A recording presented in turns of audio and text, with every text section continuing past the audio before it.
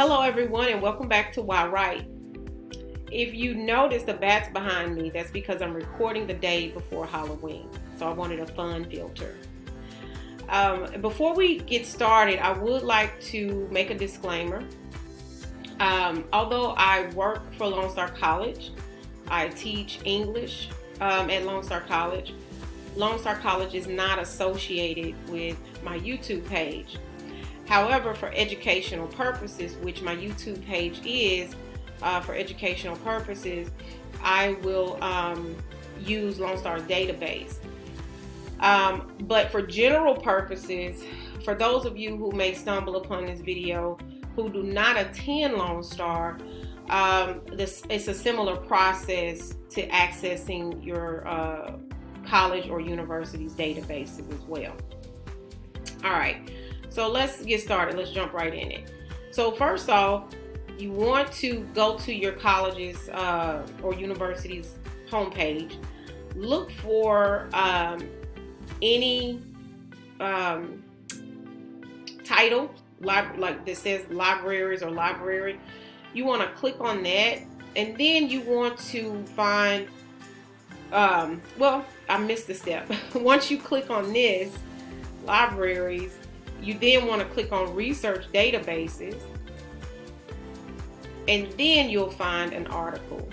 So typically I tell my students just to go to current issues and news, because I always have them to visit procon.org to look for topics that they're interested in researching. All right, from there, then I have students to click on Academic Search Complete. It's one of the most popular databases. It houses a lot of journals, magazines, and newspapers. But definitely it depends on your topic, which database system you would like to use. But Academic Search Complete typically covers all of them. All right, so you want to click on that. Next, again, it depends on your college and university. For Lone Star, what typically happens is that you will have to log in with your My Lone Star if you're away from campus. If you're on campus, this won't even pop up. But if you're away from campus, you would have to log into My Lone Star. So once you're logged in, this then gives you access to your school's research, to your school's database systems, right? So before we get started, a couple of reasons as to why you want to use databases. Number one, you find more credible and reliable sources all housed in one place, as opposed to a basic Google search. Sometimes you have to sift through all of this information to see what's credible, what's reliable. Number two, it is definitely more user friendly, and what I mean by that is that everything is housed here, not just the sources and knowing that the majority of them are credible, but also you can begin to create a folder with all of your sources. So the sources that you find, you can save them in your folder, and you can email them directly from the database system. And then another thing that's cool about them is that you can also go ahead and use your formatting feature, which is either if your school requires APA or MLA, that is already here, and it will format it. It will automatically format it for you if you click on the one that you need. In addition, I like to remind students that using a database is user-friendly, because you can look at the abstract and read that particular abstract to make sure that this is a source that you would like to use for your research before going any further. Like, you don't have to read through a whole article to find out whether or not that source is relevant to your particular topic. All right, so One of the hot topics going on right now, and a topic that my students have chosen to debate in class, is abortion, right? So what I suggest first and foremost is to not do a broad search, because it's going to give you thousands of results. And that's still like a Google search, right? You don't want to sift through all of that. So you want to begin to narrow your search. You want to hit advanced search. And you use keywords. You can put in abortion, right? Abortion. And if you're pro-choice, or you are pro-life, you could use those terms as well. But let's do abortion, United States, and rights. And this is still pretty broad, right? So let's hit search. Let's see what comes back for us. All right, 7,000. All right, so still pretty broad. We know we're looking in the United States. We know we are looking at abortion rights in the United States, right? Now, if you want to narrow it even more, you can actually narrow it down per state, right? So if you want to just look at Texas, you can just look at the abortion rights in Texas. If you want to just look in California or New York, and so on and so forth. But here's where you need to pay attention to any of your searches. You want to pay attention to the left-hand side, where you begin to narrow and limit even more. So I tell students, make sure that you limit it to full text, because if you don't, sometimes you'll get search results that'll populate that will have you to go outside of the database to search for that particular article. You don't want to do that. You want to just pull it from right here, right? You want to work smarter, not harder. Now, if there is an article, something that you really want, then you can request for the library to access it and send it to you as well. However, for my class, I'm just looking for basic sources for students to be able to find on their topic, and to make sure that those sources are relevant, relatable, credible, and reliable to their particular topic. So I don't need them to go on an endless hunt for their particular topic. But what I do suggest is that you put full text, because again, now I narrowed it down, shade about 1,000 off, right?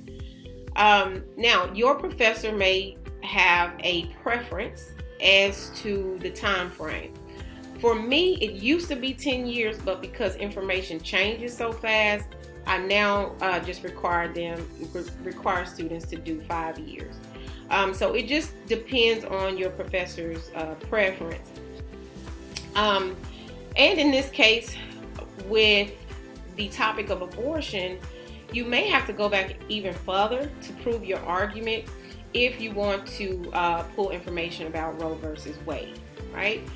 So it just depends on your position, and it depends on your topic and what your professor's preference is, okay?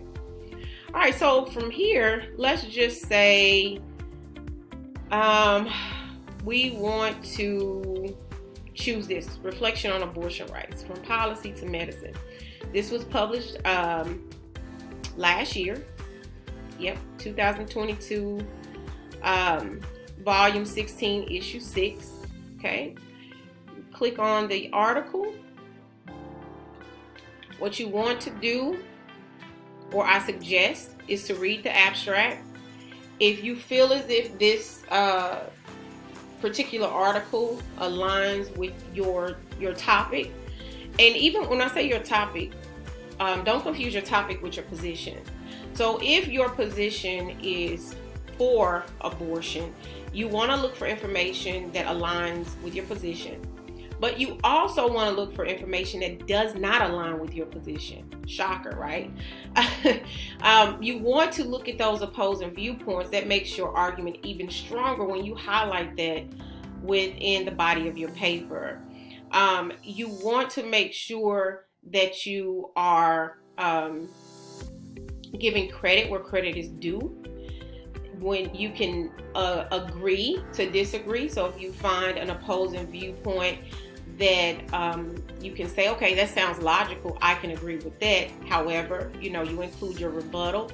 But you definitely want to highlight the opposing view because this shows that you are utilizing all of your rhetorical appeals. You want to appeal to your readers' logic, to their emotion, and also to their ethos, the credibility. So you do want to pull in medical professionals who have extensive knowledge on this particular topic. Okay, so let's say, this is the article we're definitely going to use for our paper. All right, first things first. So this is an article we want to use. You want to click on PDF full text.